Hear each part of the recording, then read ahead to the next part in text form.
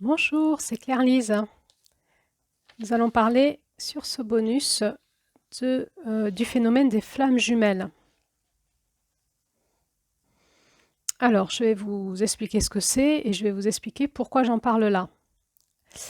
Alors, pourquoi j'en parle là? Parce que nous sommes sur un podcast qui s'appelle Les 13 dynamiques du féminin sacré, où nous étudions toute l'année, mois après mois, des contes amérindiens qui nous parlent de la qualité d'énergie particulière de chaque mois.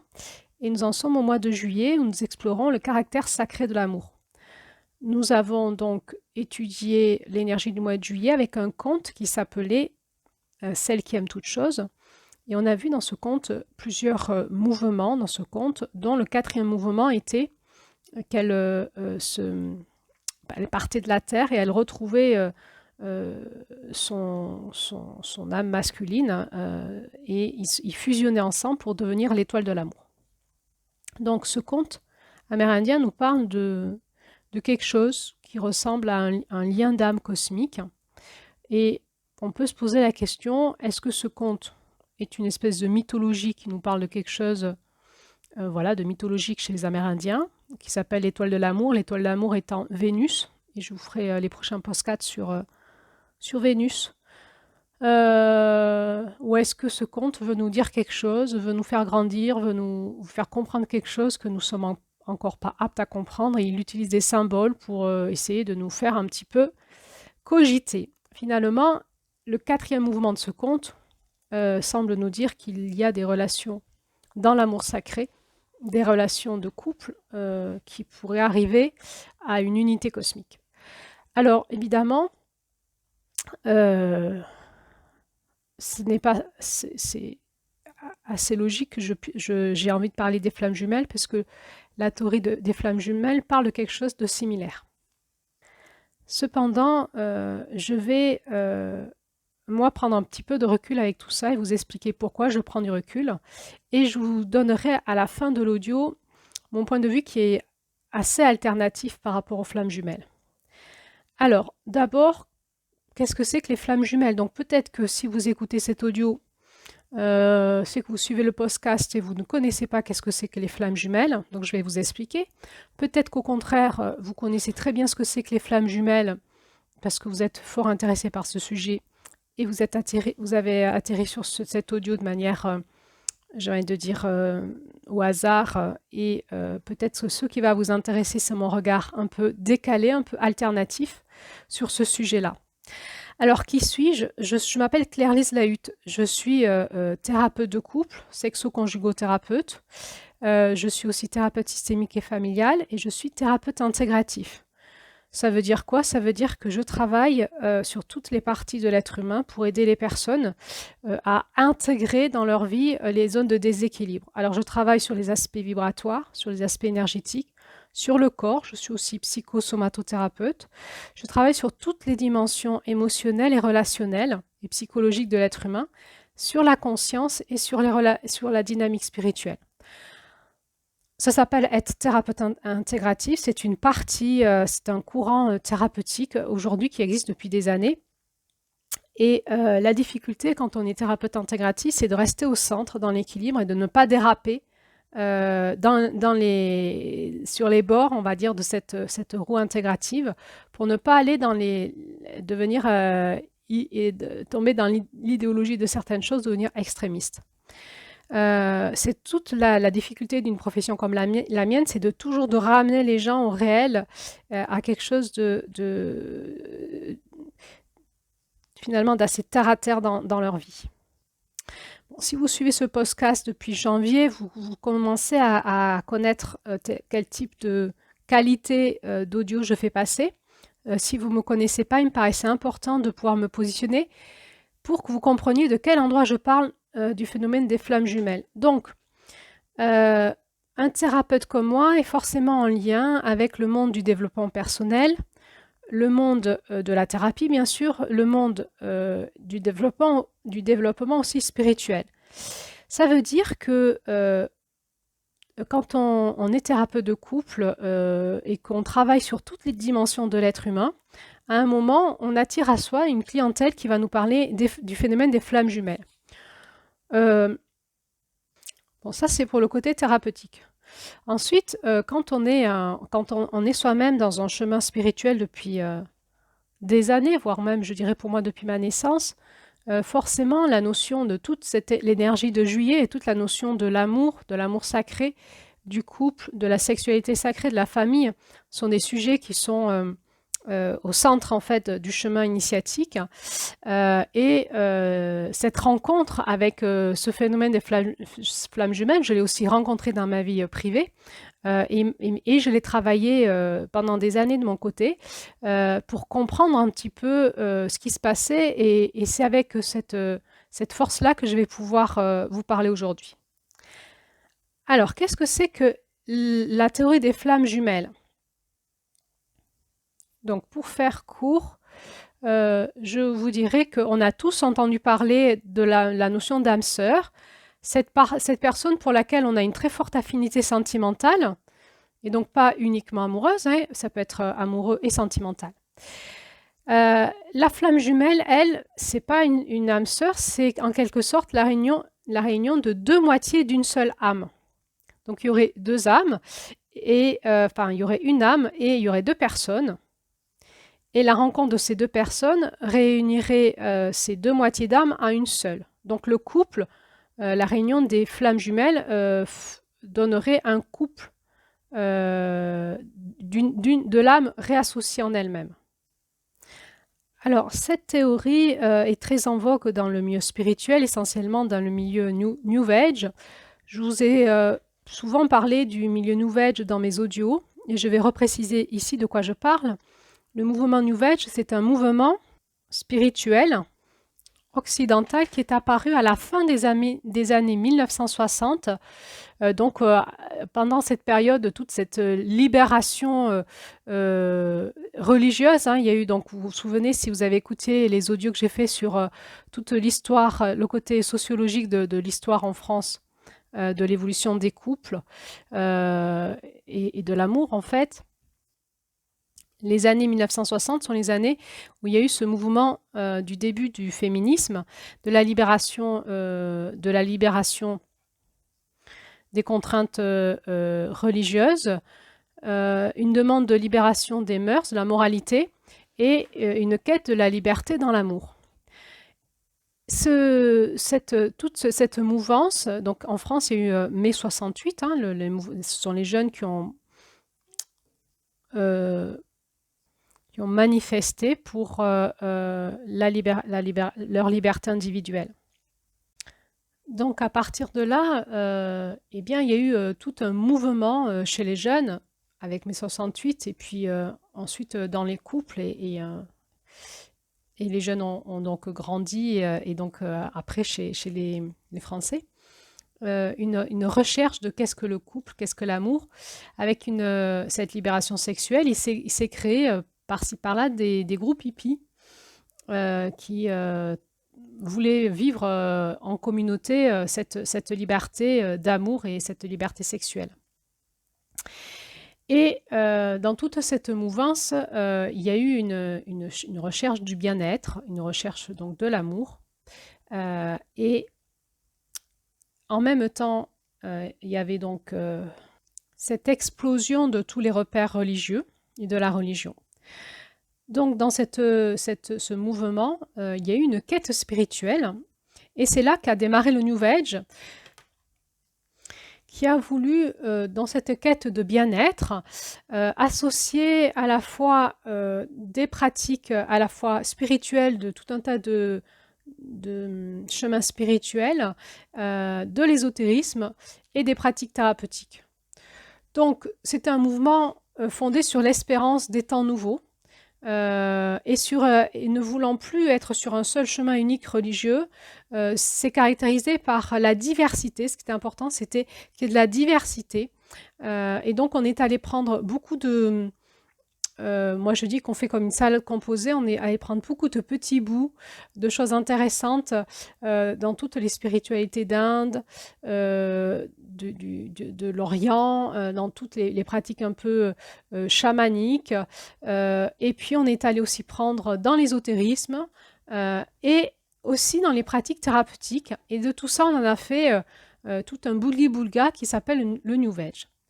Donc, qui c'est qu'on trouve dans le New Age? Et bien finalement, comme il n'y a pas de prêtre, il n'y a pas d'église New Age, on trouve un peu tout le monde dans la société qui peut y aller, venir comme il veut. Et donc, on va retrouver toute personne étant en quête de son bien-être et de son développement personnel, va à un moment voilà, faire des stages, rencontrer des outils, des pratiques qui vont se référer toujours à quelque chose d'un petit peu chamanique, quelque chose d'un petit peu oriental, un petit peu d'Inde, un petit peu qui se réfère un peu à l'ésotérisme. Et là, bien, on est dans le mouvement New Age. Alors, on va retrouver les personnes en quête. On peut être un peu dans le New Age, mais continuer à avoir sa propre religion personnelle. Et on va retrouver tout ce mouvement dans le monde du bien-être, dans le monde du bien-être, dans le monde de la thérapie, puisqu'il y a des pratiques thérapeutiques qui sont associées à ce mouvement New Age, et dans tout ce qui est la quête spirituelle.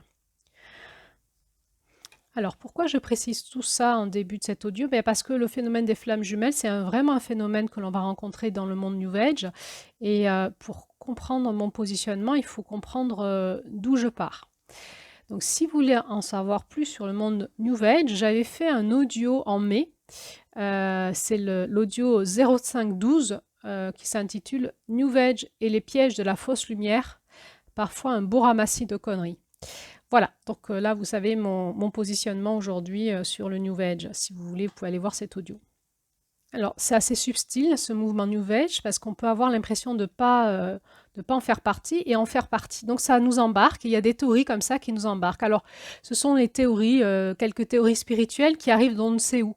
Puisque, à partir du moment où vous ne choisissez pas un chemin spirituel, avec des guides spirituels et des pratiques spirituelles, une voie spirituelle, qu'elle soit chrétienne, qu'elle soit bouddhique, qu'elle soit d'Inde, qu'elle soit chamanique, à partir du moment où vous faites une salade composée de tout un tas de choses, eh bien, on peut vous raconter n'importe quoi. C'est-à-dire qu'on peut vous dire que tout un tas de théories sur les archanges, sur les maîtres ascensionnés, sur les étoiles, sur la numérologie. Et en fait, comme ça vient de nulle part, vous êtes incapable de vérifier la source. Et donc, à un moment, toutes les personnes qui baignent dans le New Age boivent, prennent pour argent comptant ce qu'on leur raconte. Et souvent, c'est des théories plus ou moins fumeuses qui ont été lancées par des personnes plus ou moins charismatiques et qui ont pris chez des personnes assez naïves avec un besoin de repère et une soif de quête intérieure, puisque évidemment que nous sommes dans un temps où nous avons une quête de repère, une quête d'amour, une quête de spiritualité, puisque nous n'avons plus la religion pour nous guider. Et malheureusement, dans cette quête de repère, on n'a plus de repère. En tout cas, dans le mouvement New Age, il n'y a aucun repère. Et à partir de là, c'est la porte ouverte à tout un tas de choses, de manipulation, d'endoctrinement, qui sont tout à fait dangereuses. Alors, quand on est thérapeute, eh bien, on retrouve ces personnes, dont je peux faire partie aussi, qui se nourrissent à quelques sources à gauche et à droite, un peu de chamanique, un peu de yoga, un peu de tai chi, un peu de médecine chinoise, un peu d'ayurvédie en Inde, un peu d'astrologie, de numérologie, enfin tout ce que vous voulez. Et à partir du moment où vous êtes thérapeute et vous travaillez avec des techniques aussi vibratoires et énergétiques, donc forcément vous avez appris, vous êtes initié à traiter ça d'une certaine façon, qui se base aussi sur la connaissance ancestrale, et vous attirez à vous des personnes qui se sont laissées piéger dans ce mouvement.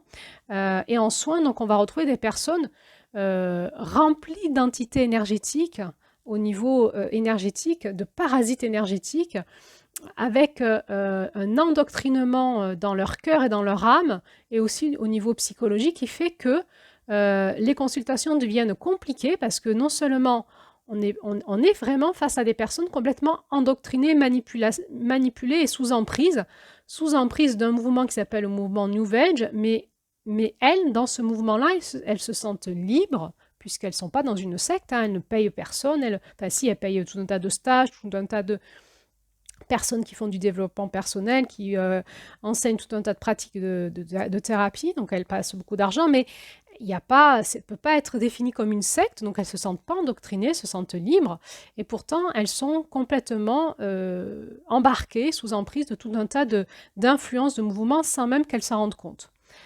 Alors, c'est là où moi j'ai besoin de me positionner aujourd'hui, parce que le phénomène des flammes jumelles a pris beaucoup d'essor dans le monde spirituel. Ça fait le buzz sur Internet. Toutes les personnes qui parlent des flammes jumelles ont énormément d'abonnés, sont beaucoup lues. Évidemment, elles peuvent probablement en vivre, puisqu'il y a une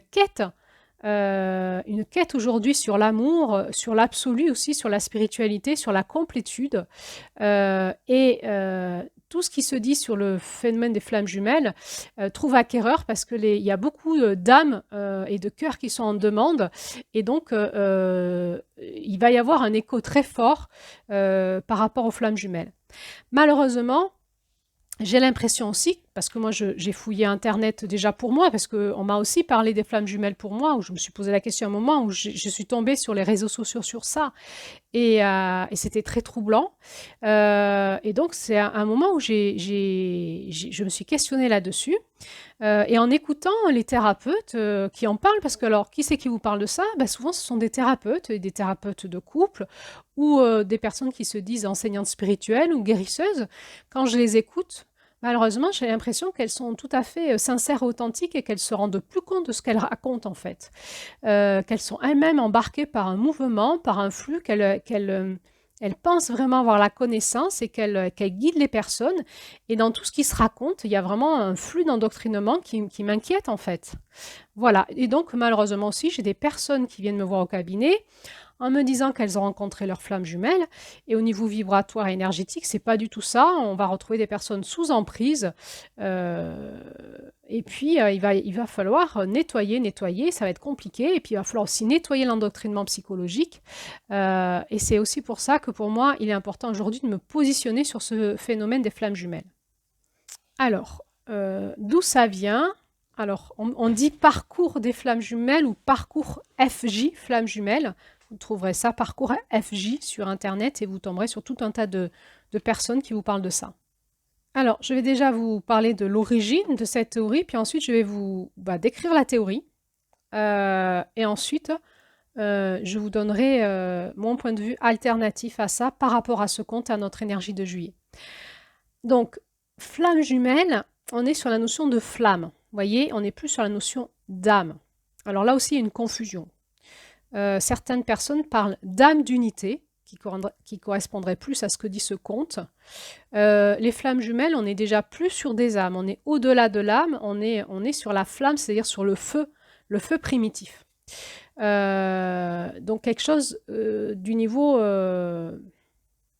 archangélique, si je puis dire, ou au-delà. En tout cas, il semblerait, quand je fais des recherches sur Internet, que le premier qui parle de ça, c'est Platon, qui en parle dans son texte le philosophique Symposium, où il parle du dieu grec Zeus, qui a voulu enlever aux êtres humains leur pouvoir en les séparant de leur yin et de leur yang.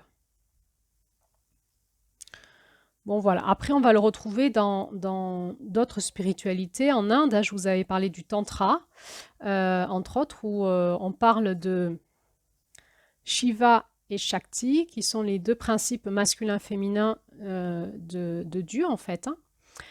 Et on va le retrouver dans d'autres spiritualités, cette notion que finalement, il y a une source androgyne qui va se séparer comme en deux œufs de lumière et qui va créer tout un parcours d'âme.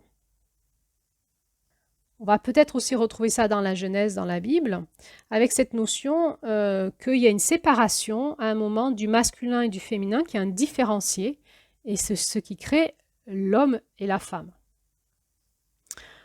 Dans les milieux spirituels, du coup, on va retrouver que l'être humain, du coup, est investi de cette mission, retrouver leur moitié au fil des incarnations pour retrouver finalement ce pouvoir on leur a enlevé, le pouvoir de l'unité. Alors, jusqu'à présent, ça nous parle du côté androgyne, finalement, de la source et ensuite la séparation des principes masculins-féminins. Ok, c'est assez banal. Qui c'est qui a parlé des flammes jumelles? Et je vous mets au défi de demander à toutes les personnes qui vous parlent des flammes jumelles si elles savent d'où ça vient. Voilà. Puisque, encore une fois, je vous le redis, dans la spécificité du New Age, c'est de parler de choses qu'on croit savoir et on ne sait pas de quoi on parle. Le principe des flammes jumelles a été et émergé grâce à une personne aux États-Unis qui s'appelle Elizabeth Clare Prophet, qui a été une pionnière dans la spiritualité moderne. Elle a été l'auteur de beaucoup de livres spirituels. Elle est née dans le New Jersey en 1939 et c'est une personne qui a commencé sa quête spirituelle très jeune, très jeune. Elle a fréquenté les églises catholiques, puis les synagogues juives, les églises protestantes et elle a étudié tout un tas d'enseignements spirituels. À 18 ans, elle vit une expérience mystique. Et puis c'est elle qui va lancer aussi tout le mouvement autour des maîtres ascensionnés de la flamme violette et du maître ascensionné Saint-Germain, bon, pour ceux qui connaissent. Hein. Et puis elle va rencontrer un homme qui s'appelle Marc Prophet, qui a été son mentor, puis après ça a été son mari, et ensuite elle va dire que c'était sa flamme jumelle, avec qui elle va créer une église en Amérique, hein, dont elle a été le chef spirituel, une église qui s'appelait l'Église universelle et triomphante. Donc elle va être un leader majeur dans cette église et elle va créer des communautés. En 1987, elle prédit une première frappe de l'Union soviétique si l'Amérique ne met pas en œuvre son programme de défense antimissile. Et elle va commencer à exhorter les disciples de ces communautés à déménager dans le Montana et à construire des abris anti-atomiques pour l'holocauste nucléaire imminent. Donc ils sont tous déménagés, ils ont commencé à construire des grands abris anti-atomiques dans l'enceinte de leur église dans le Montana. Et certains ont construit aussi des abris à proximité, privés. Et en avril 1990, donc sous son influence, toute la communauté va passer la nuit dans leurs différents abris en communiquant entre eux par radio en attendant la fin du monde. Comme il ne s'est rien passé, petit à petit, elle a détourné ses prophètes de ce problème de la fin du monde et des problèmes nucléaires. Et elle a continué à officier dans cette église. Donc on voit qu'il y a quand même, c'est une personne très initiée, très charismatique, qui connaît beaucoup de choses dans la spiritualité, qui a eu un impact fort, qui a créé une église, qui a eu des adeptes, qui a créé une forme de communauté avec une pensée à la fin apocalyptique. Et de loin, ça ressemble quand même à un mouvement sectaire. Elle a écrit, avec son compagnon, une centaine de livres spirituels, dont un qui s'appelle « Âme, sœur et flamme jumelle, la relation spirituelle de l'amour et des relations ». Je répète le titre du livre. « Âme, sœur et flamme jumelle, la relation spirituelle de l'amour et des relations ». Et donc c'est elle qui a lancé la notion de flamme jumelle en disant que son mari et elle étaient une flamme jumelle et qu'ils avaient une action à mener dans le monde. Ils avaient reçu un appel, ils avaient une action à mener dans le monde et c'est comme ça qu'ils ont embarqué avec eux tous leurs adeptes. Bon, quand on connaît l'origine du mouvement des flammes jumelles, donc ça donne à réfléchir quand même. Donc il faut savoir qu'aux États-Unis, actuellement, un couple a utilisé ce concept de flamme jumelle pour créer un programme Flammes jumelles, l'Université des flammes jumelles. Ils s'appellent Jeff et Sheila Hayen. Ils proposent à leurs adhérents de trouver leur moitié contre d'énormes sommes d'argent, évidemment. Et donc, ils sont accusés d'escroquerie, de dérive sectaire. Et on retrouve un petit peu ce phénomène aussi en France où il y a tout un business dans le New Age qui est fait autour de ces flammes jumelles. Et il y a beaucoup d'argent remanié parce qu'évidemment, les personnes qui sont en quête d'amour sont capables de donner beaucoup d'argent quand il s'agit de leur souffrance de cœur et de leur souffrance spirituelle. Donc aujourd'hui, on va retrouver des livres qui expliquent la théorie des flammes jumelles et le parcours, parce que c'est un véritable parcours. Moi, j'en ai acheté un qui fait référence et jamais les auteurs nous disent sur quelle base Il n'y a aucune base spirituelle. Ils expliquent le parcours, mais ils ne disent pas d'où ça vient. Donc juste déjà ça, il y a un problème. Alors maintenant, je vais vous parler de la théorie des flammes jumelles. Donc, selon la théorie des flammes jumelles, les flammes jumelles, donc qu'on appelle le parcours FJ, c'est un processus d'ascension spirituelle, une quête de l'éveil divin qui se réalise par le biais du couple. Alors, c'est pas du tout une relation romantique, mais c'est plutôt là, je vous dis la théorie, hein, une relation spirituelle très forte, assez chaotique, qui nécessite beaucoup de rigueur et de sérieux. Et les adeptes des flammes jumelles parlent là alors du couple sacré, du couple divin ou du couple spirituel. Donc les adeptes du mouvement des flammes jumelles, ils parlent d'un parcours donc entre ces deux êtres, qui se fait entre ces deux êtres, jusqu'à la réunification de l'âme, hein. Dans un travail spirituel sérieux et discipliné qui vise à élargir la conscience des deux êtres humains, leur permettant d'accéder à différents paliers, niveaux de compréhension de la vie, jusqu'à l'accomplissement total, la plénitude et la parfaite réalisation de soi. On parle alors d'atteindre l'éveil. Donc alors la théorie dit que de nombreuses personnes peuvent faire ce parcours d'éveil entre guillemets en solo, mais les flammes jumelles, elles, réaliseront ce travail par le biais du couple et de diverses expériences que la vie mettra sur leur route par synchronicité. Donc elles vont se rencontrer, elles vont se reconnaître et elles vont réveiller leurs nombreuses blessures en elles afin de les guérir. Donc le partenaire va être comme un effet miroir qui va venir nous montrer ce qui n'est pas aligné en nous et ce qui nécessite d'être travaillé et guéri. Donc spirituellement, on dit donc que ces deux flammes jumelles seraient le fruit de la séparation d'une même âme dans deux corps différents, donc l'un possédant une énergie masculine et l'autre une énergie féminine, comme dans, vous savez, le symbole du yin et du yang. Donc après, il y a des théories en lien avec les âmes et les incarnations. Certains disent qu'ils ne se sont jamais rencontrés dans les incarnations, mais là, ils se reconnaissent parce qu'ils se reconnaissent, quand ils se rencontrent, ils reconnaissent leur moitié, en fait. D'autres disent non, non. Ils se sont déjà rencontrés dans des vies antérieures. Ils ont vécu beaucoup d'incarnations de couples classiques, mais ils se sont souvent été séparés de façon brutale par la mort sans avoir pu se dire au revoir. Et cette séparation va laisser des traces dans leur âme et une certaine appréhension de se retrouver. Donc il y a aussi une notion de contrat d'âme. Les deux partenaires auraient signé un contrat d'âme avant de s'incarner. Et donc ils ont défini deux rôles.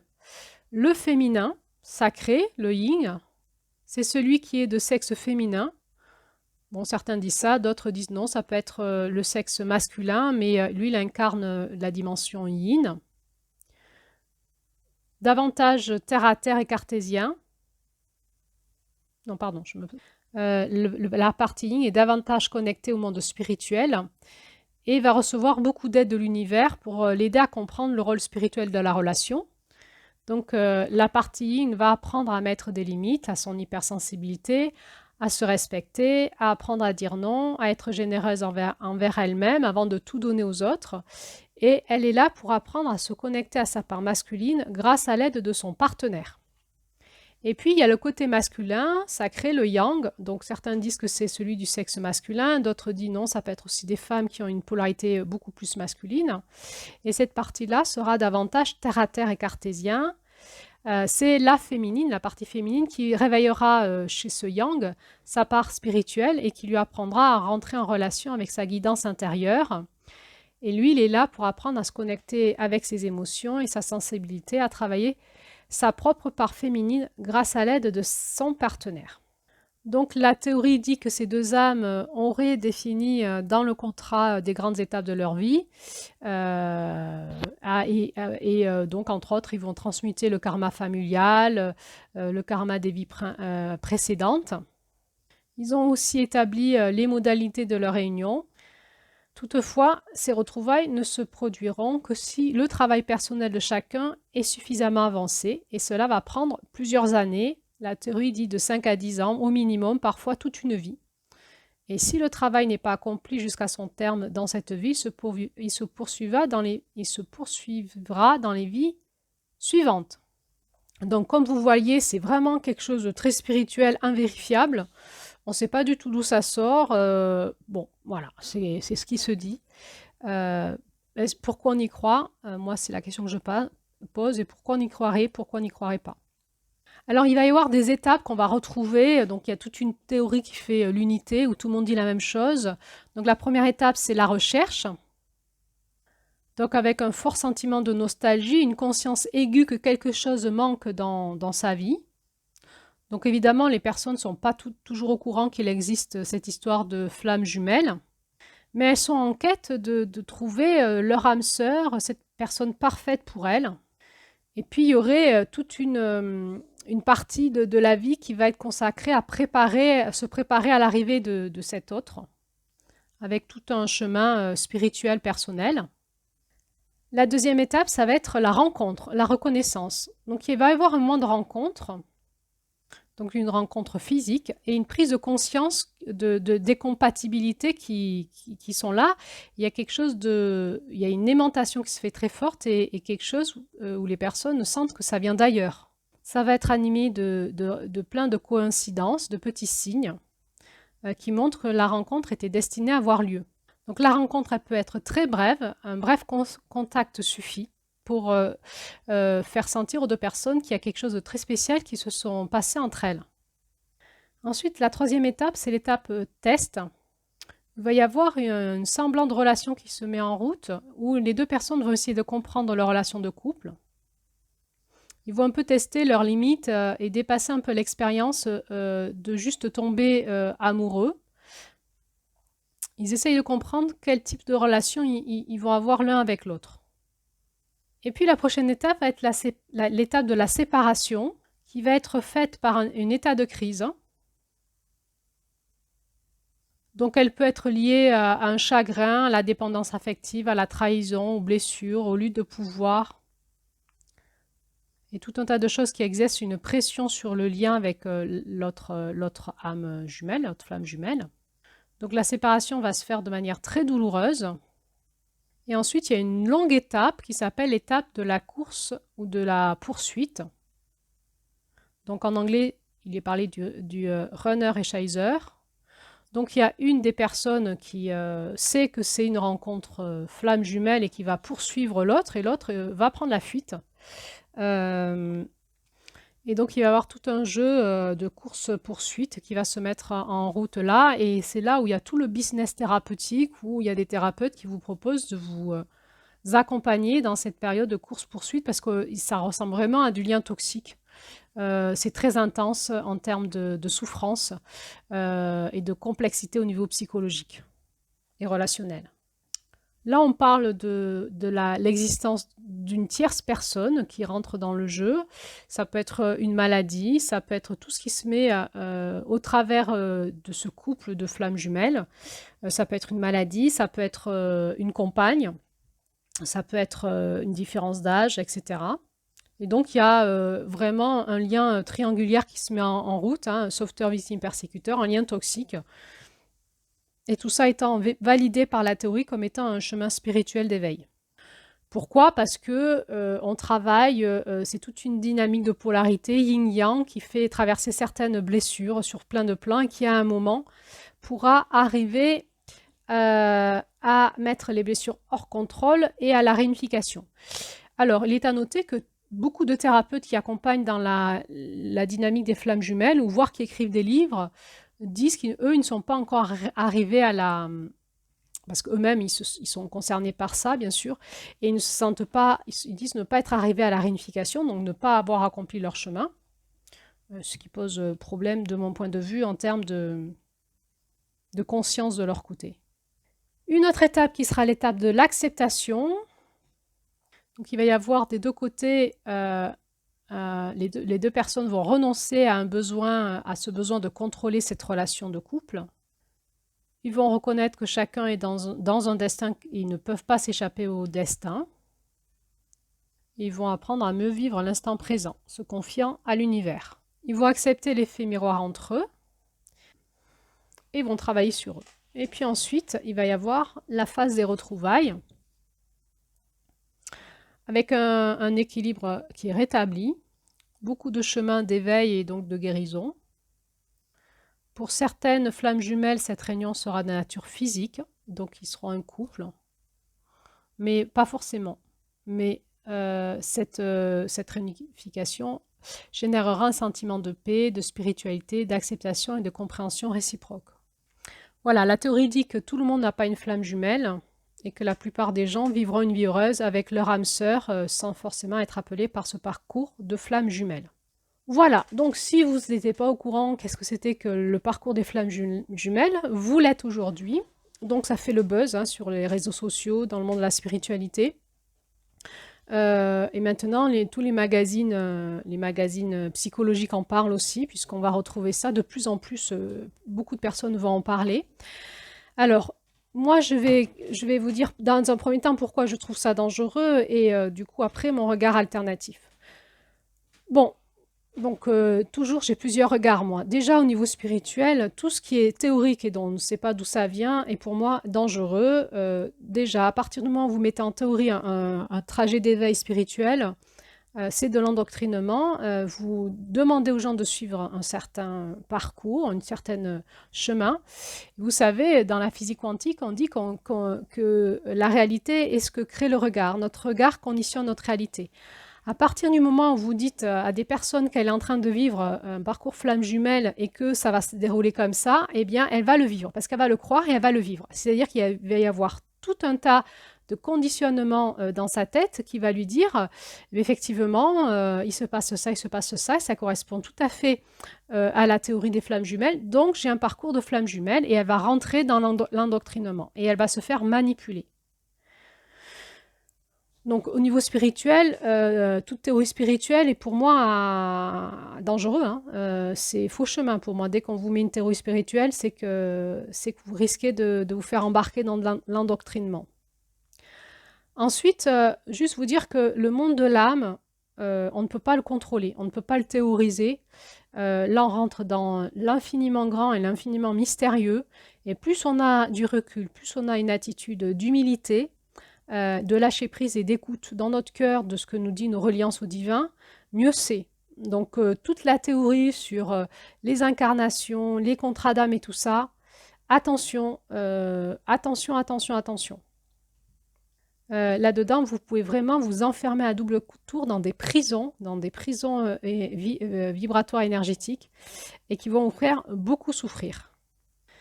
Ensuite, évidemment, c'est la panacée pour manipuler toutes les personnes en souffrance psychologique et affective.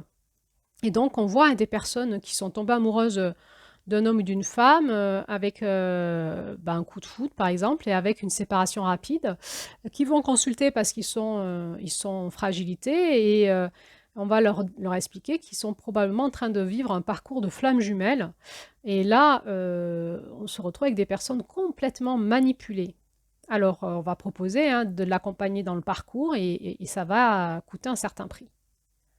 Et donc, moi, j'ai vu arriver dans mes groupes de femmes ou en consultation des personnes qui viennent me voir avec une grande confiance en elles-mêmes en me disant « j'ai rencontré ma flamme jumelle ».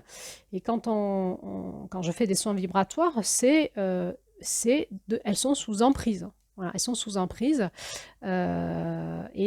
Pour moi, ça va être des soins sur l'emprise qui commence.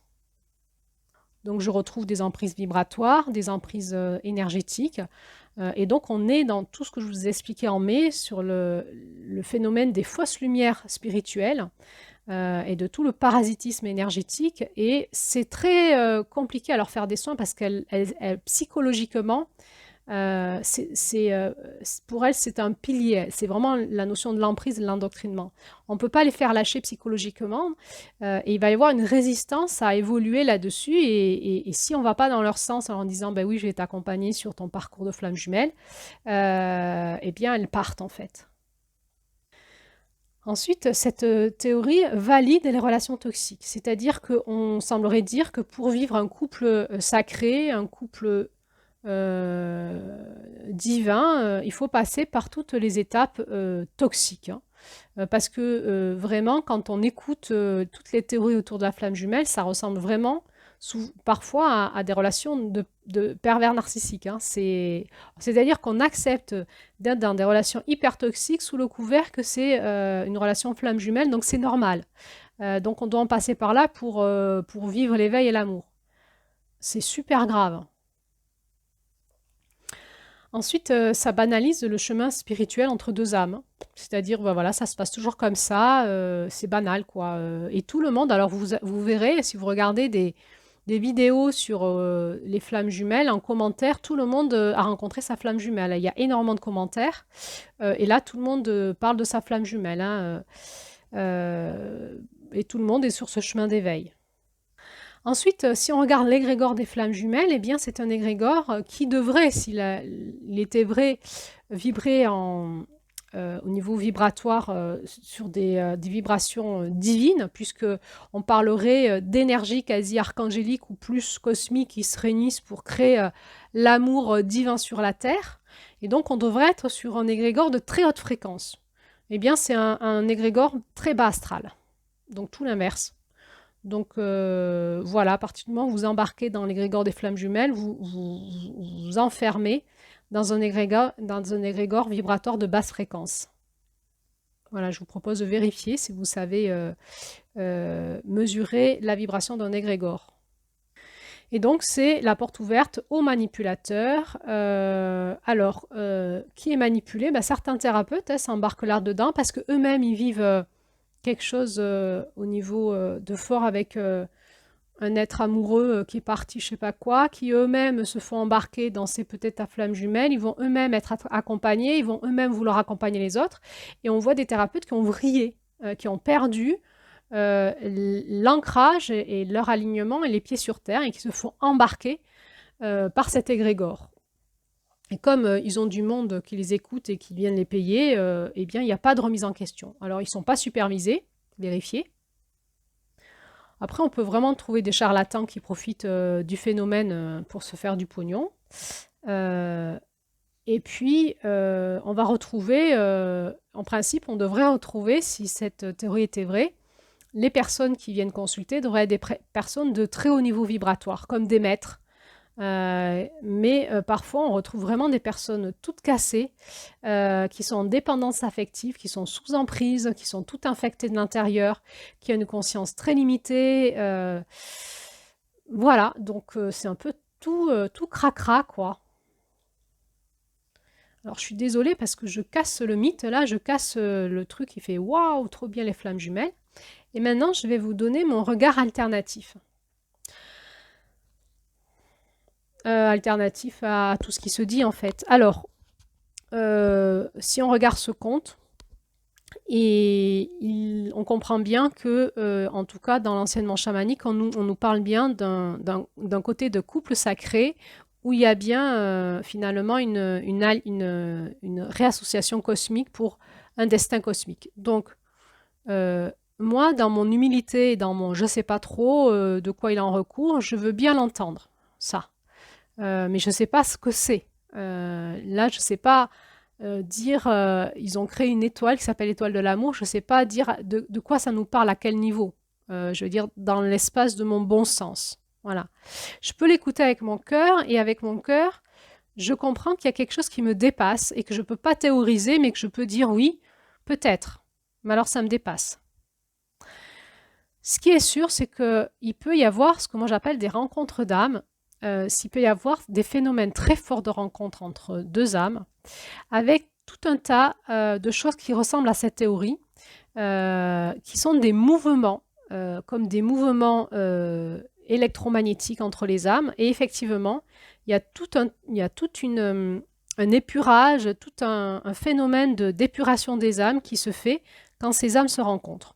Et ça, je le vois, moi je l'ai vécu moi-même, je le vois dans ma clientèle. Et on va, quand on travaille dans l'espace vibratoire, on va être amené à beaucoup libérer des liens karmiques, ce qu'on appelle. C'est-à-dire, oui, il y a bien des liens entre ces âmes, des choses assez souffrantes qu'il faut libérer. C'est comme, on appelle ça une résolution karmique. Alors, ça fait partie du mystère. Moi, je ne vais pas vous faire des grandes théories là-dessus. Je l'observe en pratique, on le fait concrètement. Et à un moment, quand la relation des âmes est nettoyée, mais ça peut prendre du temps, ça peut prendre 1 an, 2 ans, 3 ans, à nettoyer, eh bien, tout d'un coup, le soufflet qu'il y avait entre les âmes s'arrête, et ce qui paraissait intense et incroyable s'arrête, et c'est fini, qu'on ne ressent plus rien pour l'autre. Donc, bon, si on regardait sur un côté spirituel, oui, il semblerait qu'il y ait des rencontres d'âmes où on se rencontre pour nettoyer quelque chose dans notre âme.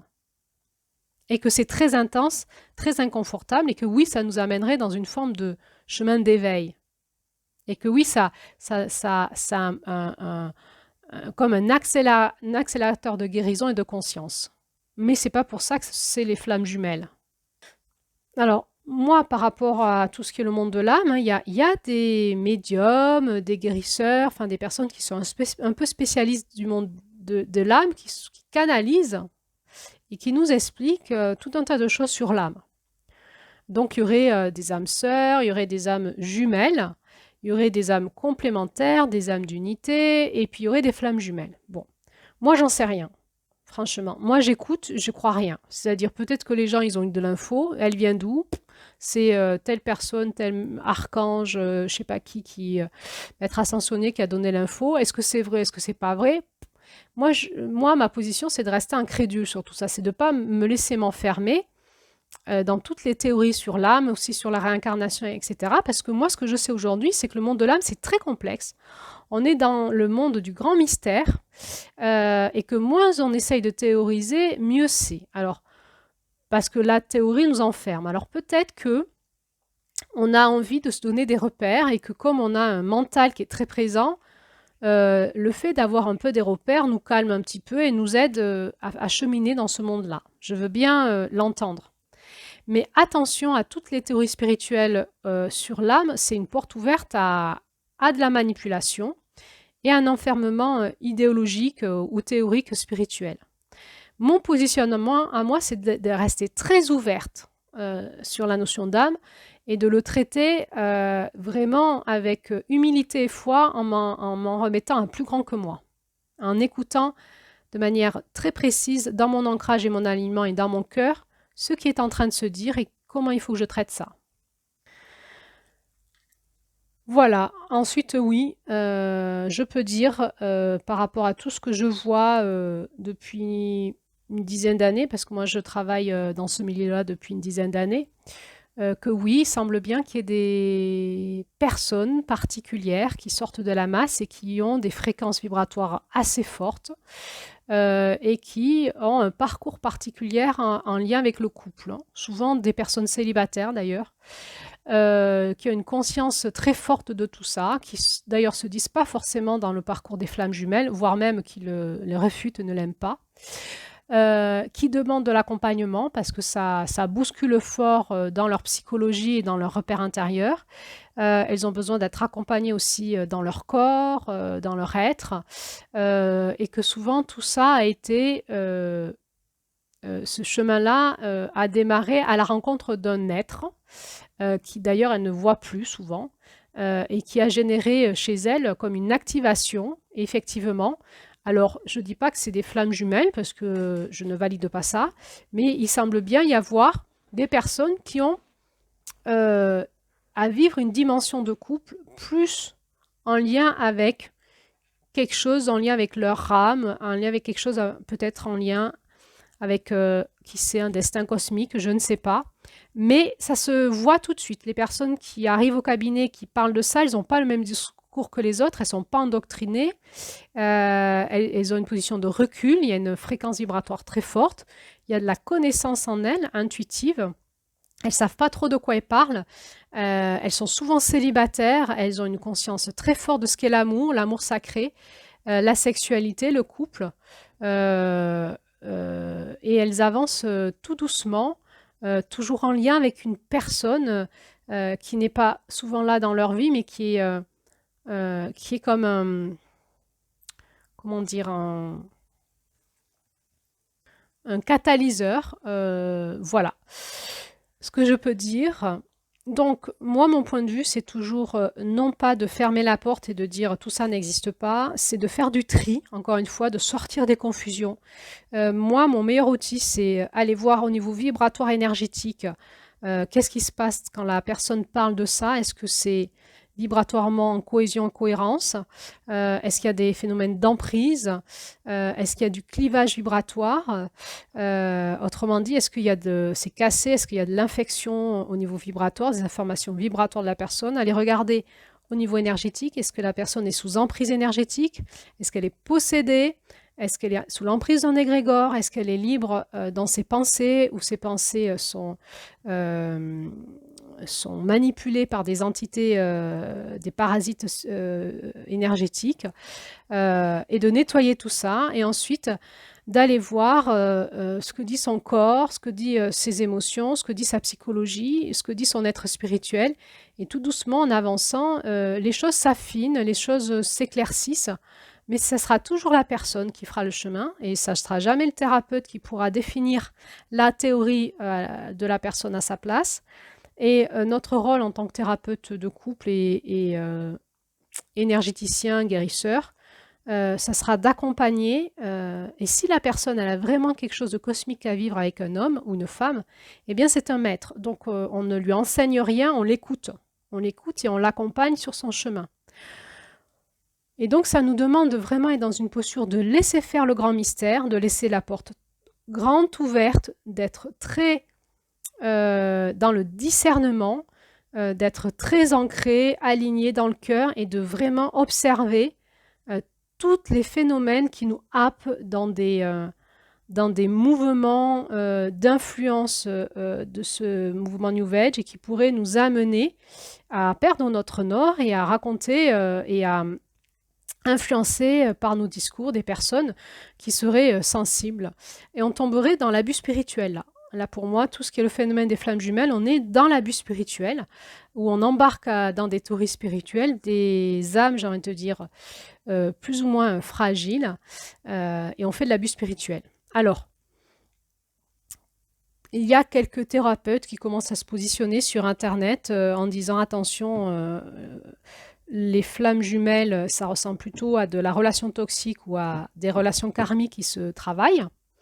Et on va rencontrer en commentaire beaucoup de réactions vives, de personnes qui défendent l'idée qu'elles sont en train de vivre un amour pur, que ces thérapeutes n'ont pas connu ça, du coup ils ne savent pas de quoi ils parlent. Enfin voilà. À partir du moment où vous avez des réactions vives, eh bien on n'est pas en lien avec des personnes qui maîtrisent leur énergie. Un maître qui maîtrise son énergie et qui pense que les flammes jumelles, c'est vraiment ça, ne réagira pas en commentaire et laissera filer en disant « Ok, la personne, elle ne sait pas, c'est ok, moi j'avance. » Et c'est tout en fait. Donc, tout ce qui est réaction vive, on est dans l'ego spirituel. Et vraiment, tout ce qui est en lien avec les flammes jumelles, il y a beaucoup d'ego spirituel, il y a beaucoup d'abus spirituels. Et là, je vous renvoie aux audios que j'ai fait sur les abus spirituels dans ce mois de juillet, en amont. Et voilà ce que je voulais vous dire à la fin de ce mois de juillet sur le phénomène des flammes jumelles par rapport à ce conte. Eh bien, oui, on peut s'ouvrir à l'idée que un amour sacré pourrait nous amener dans une rencontre cosmique. Tout ça dépasse notre compréhension et c'est dans notre humilité. On voit bien qu'elle ne le sait pas dans ce conte. D'ailleurs, elle ne va pas vivre tout ce parcours chaotique avec lui. Hein. Ça va être facile entre eux. Ce qui va être difficile, c'est la séparation. cosmique, puisqu'elle va rester sur Terre, lui va partir. Et puis il y a toute la fin du conte qui est mystérieuse. Ils se re-rencontrent dans le soleil, ils créent une étoile ensemble, ils fusionnent et le conte dit que leur séparation n'était qu'une illusion. Voilà, pour moi, il y a quelque chose de bien plus puissant que les flammes jumelles dans ce conte, qui nous demande de l'humilité, de l'ouverture et de la prière et de laisser faire comment le grand mystère va se révéler à chacun de nous. Merci. Alors, si cette audio, elle vous paraît pertinente, partagez-la, likez-la, parce qu'il me semble important maintenant de diffuser dans le monde New Age un peu des pensées contradictoires pour amener un petit peu de la réflexion. Et puis, je vais finir ces bonus par vous parler demain de l'étoile de Vénus. Il y aura 3 audios. Et ensuite, ça sera fini. Ça sera fini. On fera un petit peu silence avant de conclure la porte du sud. Et on basculera sur les lunes du féminin. Alors, eh bien, encore à bientôt pour la suite.